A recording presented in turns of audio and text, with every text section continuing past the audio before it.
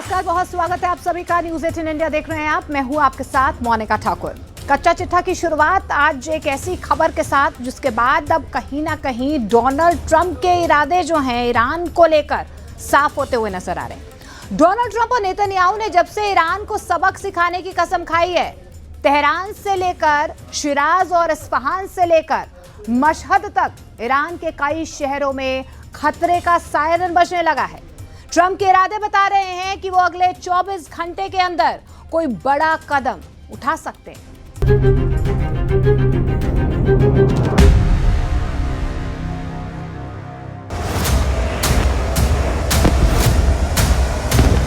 Lebanon में Israel के इस धमाके ने नेतन्याहू के इरादे साफ कर दिए हैं।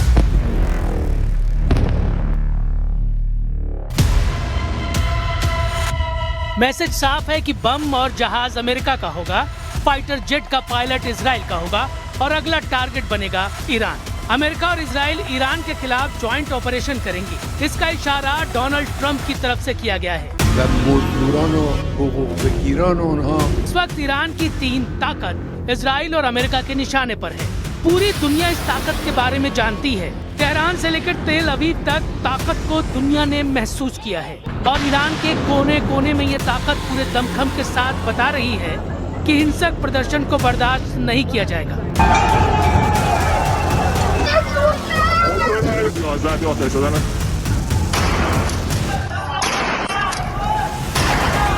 यानी प्रदर्शनकारियों की आड़ लेकर इजराइल और अमेरिका जो करना चाहते हैं वो मंसूबे कामयाब नहीं होने दिए जाएंगे।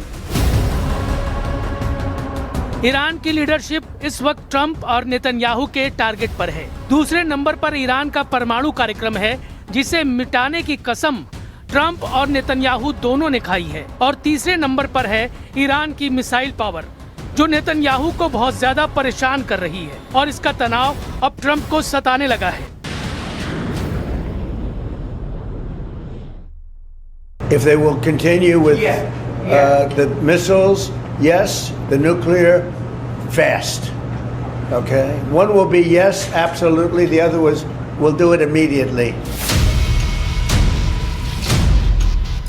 डोनाल्ड ट्रंप ने ईरान पर हमले का बड़ा सिग्नल दे दिया है। 2026 में ट्रंप का ईरान को खत्म करने वाला ऑपरेशन कितनी जल्दी शुरू होगा, ये इस वक्त दुनिया का सबसे बड़ा सवाल बन चुका है। ट्रंप ने दिखाई मीगा कैप। मीगा यानी मेक ईरान ग्रेट अगेन। वो ईरान को फिर से महान बनाना चाहते हैं, ठीक उसी तरह जैसे ट्रंप ने मागा कैप तैयार की थी, यानी मेक अमेरिका ग्रेट अगेन। इस टोपी के साथ ट्रंप का मुस्कुराता हुआ चेहरा बता रहा है कि उन्होंने नेतन्याहू के साथ मिलकर ईरान वाला प्लान तैयार कर लिया है।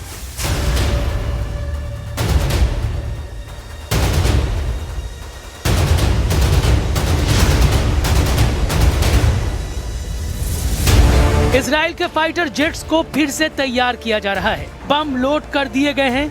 यह अमेरिका से मिला F-15 फाइटर जेट है और इसमें लगी मिसाइल और बम भी मेड इन अमेरिका है। इजराइल से ऐसे वीडियो जारी होने का मतलब साफ है कि नेतन्याहू कुछ बड़ा करना चाहते हैं। Well, I'll tell you about action because I was presented a few days ago, actually 2 weeks ago, with the prospect that they're having field exercises in which they're practicing launching ballistic missiles at Israel. So I passed the message. I think I made it public, so it's not secret. I said, if you dare do that, the results would be devastating. So I hope Iran doesn't make that mistake.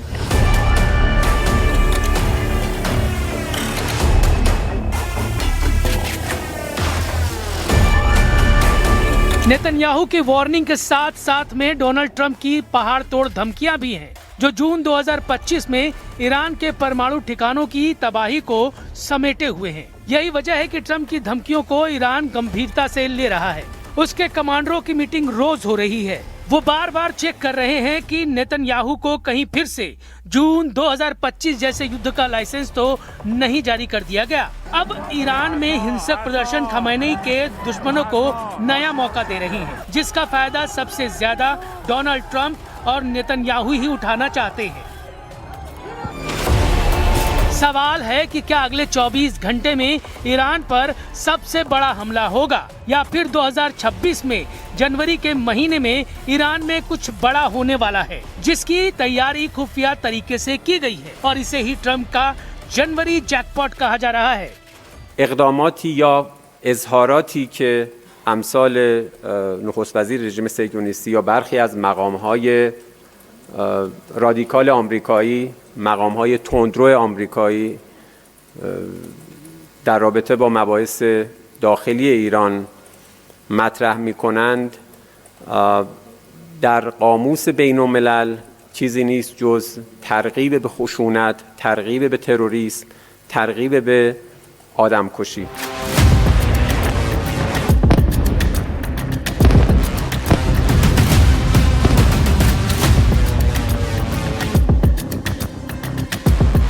Iran ने Venezuela को लेकर भी America पर हमला बोला है। Iran कह रहा है कि निकोलस मादुरो को डोनाल्ड ट्रंप ने अगवा किया है और अपनी ताकत के बल पर दुनिया के कानून को रौंद कर ट्रंप अब हर देश से युद्ध लड़ना चाहते हैं। ट्रंप और नेतन्याहू दोनों जानते हैं कि जून 2025 में इजराइल पर ईरान की जितनी मिसाइल गिरी, ऐसे हर धमाके ने इजराइल के मिसाइल डिफेंस सिस्टम का पुर्जा ढीला कर दिया। हर मिसाइल हमले ने नेतन्याहू को ईरान पर नया प्लान बनाने पर मजबूर कर दिया। यही वजह है कि नेतन्याहू ने ईरान को घेरने के लिए अब नई तिकड़म लगाई है।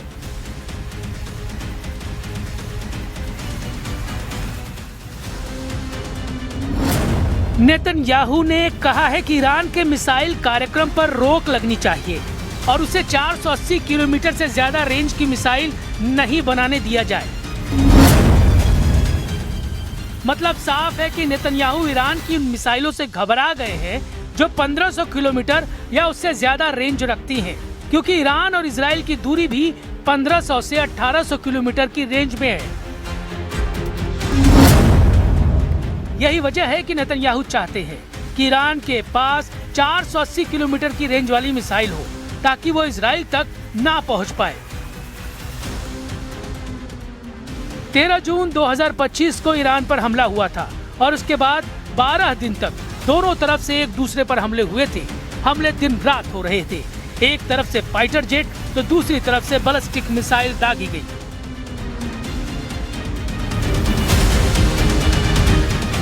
एक तरफ नेतन्याहू ने कमान संभाली जिसमें अमेरिका से भी पूरी मदद थी, तो दूसरी तरफ ईरान के सर्वोच्च नेता अली खमैनी ने मोर्चा संभाला और तमाम मिलिट्री लीडरशिप खत्म होने के बाद फौरन सेना की कमान नए कमांडरों के हाथों में दी और 12 दिनों तक ईरान ने बता दिया कि इजराइल की शुरुआती स्ट्राइक के बाद भी उसकी मिसाइल पावर बरकरार है। نیروهای مسلح و صنایع نظامی ما آماده داشتن، استفاده کردن، به کار بردن، بازم دارن، لازم باشه در وقت دیگر هم ازش استفاده میکنن।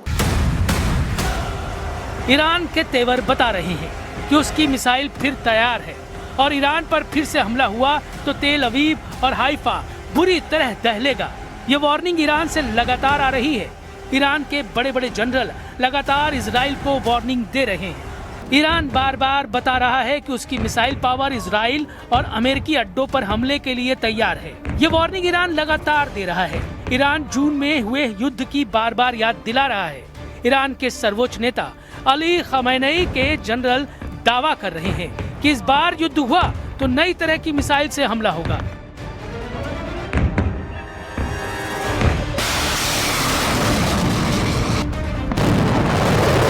ऐसी मिसाइल जिसकी रेंज ज्यादा होगी ताकि वो दुश्मनों को लंबी दूरी तक तबाह कर पाए, जिसका पेलोड यानी वॉरहेड ज्यादा बड़ा और हाहाकार मचाने वाला होगा, जो स्टेल्थ होगी यानी उसको ट्रैक और इंटरसेप्ट करना यानी उसे मार गिराना भी मुश्किल होगा। ईरान के कमांडर दावा कर रहे हैं कि उनका मिसाइल जखीरा इतना खतरनाक होगा कि इजराइल को सरेंडर करने में 12 दिन का वक्त नहीं लगेगा। ईरान इस बार ऐसा जवाब देगा कि इजराइल 12 घंटे के अंदर सरेंडर कर देगा, यानी 12 दिन नहीं 12 घंटे वाली वार्निंग ईरान की तरफ से जारी की जा रही है।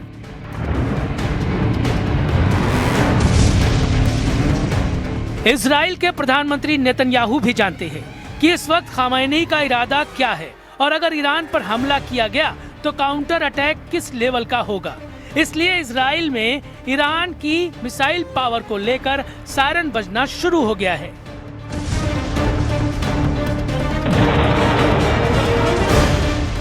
इजराइल की सेना ने ईरान की मिसाइल पावर को लेकर बहुत बड़ा दावा किया है, ऐसा दावा जिसके बारे में पूरी दुनिया को अलर्ट कर रहा है इजराइल।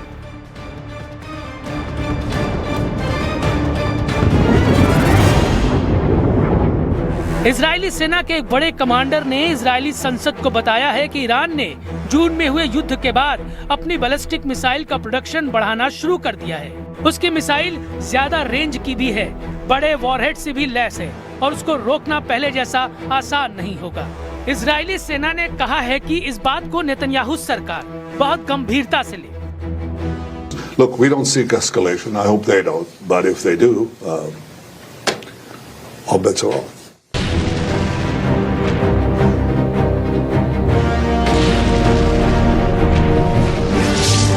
पहले नेतन्याहू ने खुद दावा किया था, जो अब झूठा साबित हो रहा है। ईरान पर किए गए हमलों के दौरान इजराइल ने उसकी मिसाइल अड्डों को तबाह करने का दावा किया था, लेकिन अब इजराइल में ही कहा जा रहा है कि ईरान की मिसाइल पावर बरकरार ही नहीं बल्कि और तेजी से आगे बढ़ रही है, जिसका सबसे बड़ा खतरा इजराइल को होगा। और फिर खाड़ी के आसपास अमेरिका के सैन्य अड्डे भी इसके चपेट में आएंगे। अगर ऐसा हुआ तो समझ लीजिए कि फिर ईरान और इजराइल के बीच आखिरी दम तक युद्ध लड़ा जाएगा। Trump is looking to distinguish himself from past presidents like Obama and Biden. Those presidents provided rhetorical support for Iranian protesters in past protests, but members of the Republican Party certainly have challenged those presidents for not doing more to defend protesters and protect them against violence and repression from the Iranian state. So this is Trump planting his flag down and trying to look tough and offer something different and meaningful. I would be surprised if he matched his words with actions, though. This is very much American first president. So I would not sure if Twitter pressure or diplomacy is going to result in anything positive in Tehran.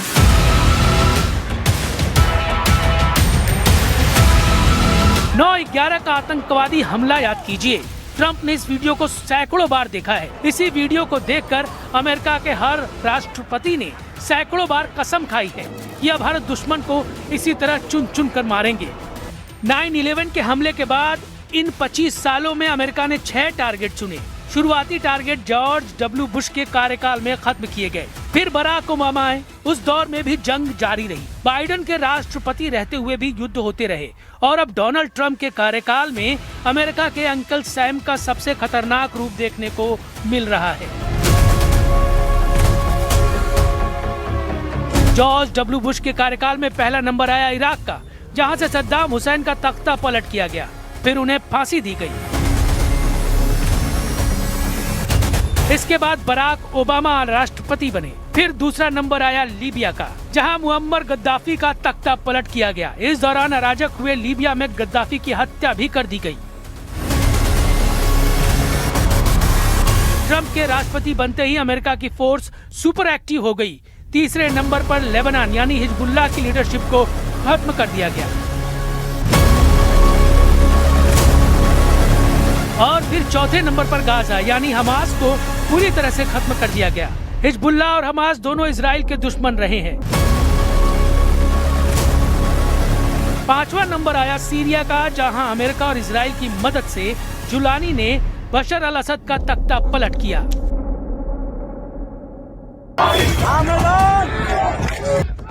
सवाल है कि Iran में जो हालात अभी हैं, उसे लेकर क्या ट्रंप वहां वेनेजुएला जैसा ऑपरेशन कर सकते हैं, या फिर भीड़ के बहाने क्या ईरान में तख्ता पलट वाला ऑपरेशन अंजाम दिया जा सकता है। इसमें कोई शक नहीं कि इजराइल और अमेरिका इस वक्त खमैनी और उनके कमांडरों के लिए हालात मुश्किल करना चाहते हैं, ताकि जो मकसद जून 2025 में पूरा नहीं हुआ वो 2026 में किसी तरह से हासिल कर लिया जाए।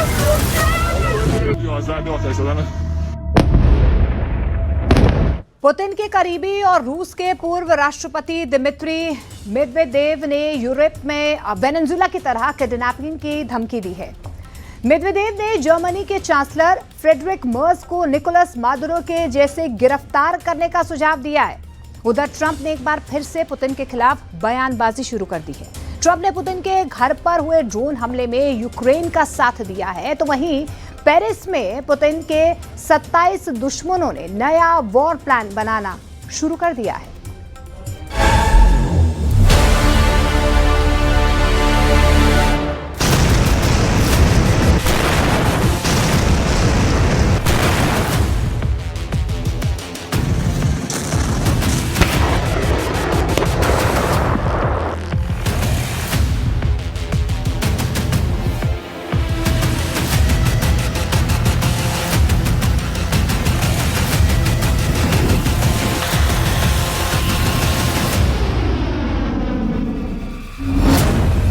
पुतिन को यूक्रेन चाहिए,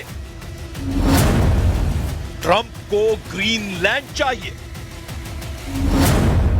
यूरोप को शांति चाहिए। लेकिन ये चाहतें पूरी होंगी कैसे? क्योंकि पुतिन को यूक्रेन से युद्ध जीतने से यूरोपीय देश रोक रहे हैं। ट्रंप को ग्रीनलैंड लेने से रूस और चीन रोक रहे हैं। ऐसे में यूरोपीय देशों की सुरक्षा अब सबसे ज्यादा खतरे में पड़ गई है। पुतिन के प्रचंड प्रहार से यूरोप में फिर से हाहाकार मच गया है। कीव, खार्किव और डॉनबास को रूस बारूद से पाट रहा है। नॉन स्टॉप हमले हो रहे हैं क्योंकि रूस को जिस मौके की तलाश थी वो मिल गया है। इसलिए पुतिन ने टॉप गियर लगा दिया है। कीव पर रूस बारूद की बौछार को ज्यादा धार दे चुका है। मिसाइलों की मार से यूक्रेन की राजधानी धुआं धुआं है। ज़ेलेंस्की पर सबसे भयानक हमले शुरू हो चुके हैं। रूस ने ड्रोन और मिसाइलों की डोज बढ़ा दी है। यूक्रेन के सबसे अहम फ्रंट को रूस जल्द से जल्द ढहा देने के मिशन में जुट गया है। पुतिन का प्लान कीव की तबाही है। पुतिन का प्लान कुछ दिनों के अंदर यूक्रेन का सरेंडर है, क्योंकि अब पुतिन की बातों पर ट्रंप को भी भरोसा नहीं रह गया है। रूस के सबूतों और दावों को नजरअंदाज कर प्रेसिडेंट डोनाल्ड ट्रंप ने पुतिन के घर पर हुए हमले में यूक्रेन का साथ दे दिया है। ट्रंप ने कहा है कि पुतिन के घर पर कोई हमला नहीं हुआ। रूस के प्रोपेगेंडा का पर्दाफाश हो चुका है। ट्रंप ने दावा किया है कि यूक्रेन की ड्रोन स्ट्राइक पुतिन के घर के आसपास हुई थी, न कि उन्हें निशाना बनाया गया है। believe that strike happened. Right. So Putin had said in that phone call to you that that strike happened. You came out and said that, and you believed Putin. There was some criticism. There is something that happened fairly nearby, but had nothing to do with this. Why did you believe Putin in that moment and then go say that? जिस दिन Putin के घर के करीब drone बम फटा, उसी दिन Trump Putin की 2.5 घंटे तक फोन कॉल पर बात हुई। पुतिन ने ट्रंप को अपने घर पर हमले की बात बताई। तब ट्रंप ने पुतिन की हां में हां मिलाया। मगर अब ट्रंप का यू टर्न रूस को रास नहीं आ रहा है। अचानक ट्रंप के सुर क्यों बदल गए हैं? क्यों ट्रंप ज़ेलेंस्की की तरफ झुकाव रखने लगे हैं? क्या ट्रंप अपने बनाए शांति समझौते से पलट भी सकते हैं? रूस ये मानकर आगे बढ़ रहा है कि अमेरिका फिर उसे दगा देगा, क्योंकि जिस तरह यूक्रेन ने रूस पर जवाबी हमले शुरू कर दिए हैं, उससे युद्ध खत्म होने की कोशिशों को झटका लगा है। यूक्रेन ने रूस के पेंजा और लिपेत्स्क इलाके में इंडस्ट्रियल साइट्स पर भयानक हमला किया है। यूक्रेन ने 120 ड्रोन से रूस के एनर्जी सेंटर दहला दिए हैं। यूक्रेन की ड्रोन स्ट्राइक ने पेंजा में रूस का कार्गो ट्रांसपोर्ट हब जला डाला है। लिपेत्स्क में यूक्रेन के ड्रोन हमले से तेल डिपो जलकर राख हो गया है। प्रेसिडेंट ज़ेलेंस्की ने जानकारी दी है कि दिसंबर 2025 में रूस के 35,000 सैनिकों को युद्ध में ढेर कर दिया गया है। ज़ेलेंस्की दावा कर रहे हैं कि आगे रूस की सेना को बहुत बड़ी कीमत चुकानी होगी। ज़ेलेंस्की के मुताबिक हर महीने रूस के सैनिकों की मौत का आंकड़ा बढ़ता जा रहा है। 2026 की शुरुआत में यूक्रेन रूस पर भारी पड़ रहा है। Конкретні речі вже зроблені. Очевидно, працюють ефективно. За грудень 35 тисяч знищених окупантів. Це підтверджено на відео. За листопад було 30 тисяч. За жовтень 26 тисяч знищених окупантів. Зростання цих показників – це наслідок правильних рішень. Саме таких рішень. यूक्रेन हथियारों को बदल रहा है। यूक्रेन अपने सैन्य कमांडरों में तब्दीली ला रहा है। यूक्रेन फोर्स फिर से सुपर एक्टिव हो चुकी है। ज़ेलेंस्की ने सेना और खुफिया एजेंसी में बड़े बदलाव कर रूस की टेंशन बढ़ा दी है। यूक्रेन की खुफिया एजेंसी एसबीयू सिक्योरिटी सर्विस के चीफ कमांडर वासिल माल्युक से ज़ेलेंस्की ने इस्तीफा ले लिया है। वासिल को रूस में खौफनाक ऑपरेशन अंजाम देने वाला कमांडर माना जाता है। जून 2025 में यूक्रेन ने रूस में घुसकर ऑपरेशन स्पाइडर वेब शुरू किया था। यूक्रेन की सुरक्षा सेवा एसबीयू ने ऑपरेशन स्पाइडर वेब को अंजाम दिया था, जिसमें 100 से ज्यादा ड्रोन से रूस के अलग अलग हिस्सों में 8000 किलोमीटर तक अंदर घुसकर हमला किया गया। स्पाइडर वेब हमलों में रूस के एटमी बम वर्षकों को ड्रोन बम धमाके से उड़ा दिया गया था।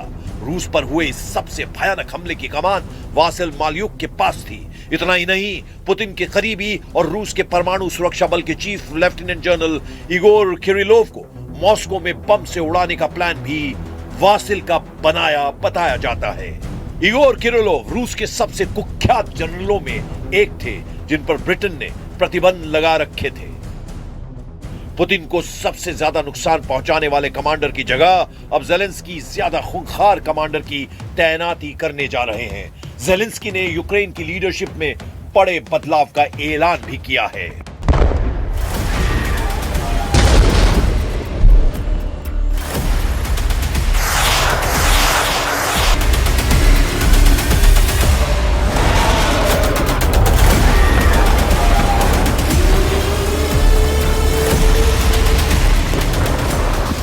Продовжуємо сьогодні внутрішні зміни в Україні.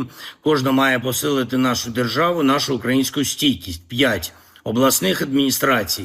Сьогодні я провів співбесіди з кандидатами. Вінницька область, Дніпровщина, Полтавщина, Тернопільська область, Чернівецька область. Потрібні сильні очільники, щоб і громади підтримати і мати змогу допомагати іншим нашим регіонам, які цього дійсно потребують. Лідерство на місцевому рівні має таке ж серйозне значення, як і на рівні центральної влади. ज़ेलेंस्की ने वासिल माल्युक की पोस्ट पर फिलहाल येवगेनी खमारा को एसबीयू चीफ बनाया है, लेकिन ये तैनाती तभी तक है जब तक ज़ेलेंस्की को वासिल से ज्यादा खतरनाक लड़ाका नहीं मिल जाता। वैसे इससे पहले यूक्रेन ने अपने चीफ ऑफ स्टाफ को भी बदला है। ज़ेलेंस्की ने मिलिट्री इंटेलिजेंस के हेड किरिलो बुडानोव को अपना नया चीफ ऑफ स्टाफ अपॉइंट किया है। ज़ेलेंस्की को यह फैसला करप्शन स्कैंडल के बाद जनरल एंड्री यर्मेक के इस्तीफे के बाद लेना पड़ा। यूक्रेन के नए चीफ ऑफ स्टाफ का रूस के खिलाफ ट्रैक रिकॉर्ड शानदार है। किरिल बुडानोव रूस के अंदर कई हाई प्रोफाइल ऑपरेशन को लीड कर चुके हैं। बुडानोव बेखौफ कमांडर हैं। वो बेबाकी से सिर्फ फैक्ट पर बातें करने के लिए मशहूर हैं। बुडानोव के काम का स्टाइल देख लीजिए।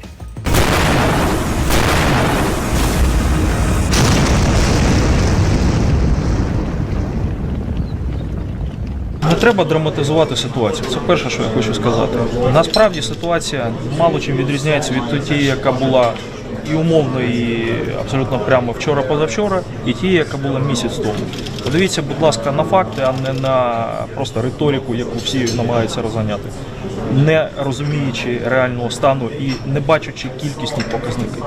यूक्रेन नई टीम बना चुका है। यूक्रेन को यूरोपीय देशों से नए हथियारों की सप्लाई शुरू हो चुकी है। यूक्रेन के हक में यूरोप और नाटो एकजुट दिख रहे हैं। कल तक ज़ेलेंस्की पर भड़कने वाले ट्रंप भी अब यूक्रेन की बातों को ज्यादा वजन दे रहे हैं। तो क्या पासा पलट गया है? पेरिस में रूस विरोधी गुटबाजी तेज हो चुकी है, जहां इमैनुअल मैक्रोन पुतिन के खिलाफ जबरदस्त मोर्चा बना रहे हैं। मैक्रोन ने पेरिस में coalition of the willing leaders की मीटिंग में पहले कनाडा के पीएम मार्क कार्नी का वेलकम किया है। फ्रांस की राजधानी पेरिस में मैक्रोन 27 देशों के लीडर के साथ रूस का इलाज करने का प्लान बना रहे हैं। पेरिस शिखर सम्मेलन का मकसद यूक्रेन को यूरोपीय देशों की शर्तों पर सिक्योरिटी गारंटी दिलाना है। यूक्रेन ने ट्रंप के बनाए शांति प्रस्ताव पर 90% सहमत होने का ऐलान कर रखा है, लेकिन पेच जिस 10% पर फंसा है वो यूक्रेन की सिक्योरिटी गारंटी ही है। लेकिन पेरिस समिट में सबसे बड़ा ट्विस्ट अमेरिकी प्रतिनिधियों को लेकर आया है, जिसमें ट्रंप ने अपने स्पेशल दूत स्टीव विटकॉफ दामाद जेरेड कुशनर को अगुवा बना दिया है। वहीं अमेरिका के विदेश मंत्री मार्क रूबियो का पत्ता पेरिस सम्मेलन से ट्रंप ने काटकर उन्हें रूस के मामलों से दूर रखा है। ट्रंप इस वक्त अपना पूरा फोकस लैटिन अमेरिकी देशों पर लगा चुके हैं, इसलिए वो खुद पेरिस समिट में नहीं आ रहे हैं। लेकिन मार्क रूबियो को पेरिस से दूर रखकर ट्रंप यूरोपीय देशों की अपील को अनसुना कर रहे हैं। स्टीव विटकॉफ और जेरेड कुशनर को लेकर यूरोपीय यूनियन कई बार शक जता चुकी है। दोनों को रूस से समझौते का सूत्रधार बनाने पर जर्मनी, फ्रांस, ब्रिटेन को एतराज है। इसकी वजह इन दोनों का डिप्लोमेटिक अनुभव माना जाता है। हालांकि ट्रंप किसी को सुनने को तैयार नहीं है। मुमकिन है ट्रंप ये सब ग्रीनलैंड को लेकर कर रहे हैं। ट्रंप ने ग्रीनलैंड को पहले खरीदने की पेशकश की थी, लेकिन डेनमार्क ने ग्रीनलैंड बेचने से साफ मना कर दिया था। अब फिर से ट्रंप ग्रीनलैंड पर धौंस जमाने लगे हैं, जिससे यूरोपीय देशों की एकता खतरे में पड़ गई है। पोलैंड के पीएम डोनाल्ड टस्क ने ट्रंप को चेतावनी दी है कि ग्रीनलैंड को तूल देना अमेरिका की बड़ी गलती साबित हो सकती है। Tych ostatecznych niewykluczone, że do podpisania dokumentów, które zatwierdzą ostatecznie wspólne amerykańsko-europejskie stanowisko, dojdzie w najbliższych dniach, być może w Waszyngtonie. Tu kwestia jeszcze jest otwarta. Expect to take an action against Greenland? Well, I don't want to talk about Greenland. Let's talk about Venezuela, Russia, Ukraine. We'll worry about Greenland in about 2 months. Let's talk about Greenland in 20 days. On Venezuela, we talked so much about energy. By the way, I will say this about Greenland. We need Greenland from a national security situation. It's so strategic. Right now. जैसे Putin को Ukraine चाहिए, वैसे ही Trump को Greenland चाहिए।